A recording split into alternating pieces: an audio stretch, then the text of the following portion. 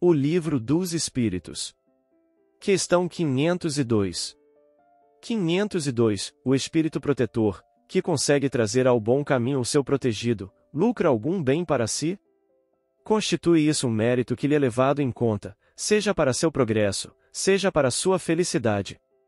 Sente-se ditoso quando vê bem-sucedidos os seus esforços, o que representa, para ele, um triunfo, como o triunfo é, para um preceptor, os bons êxitos do seu educando.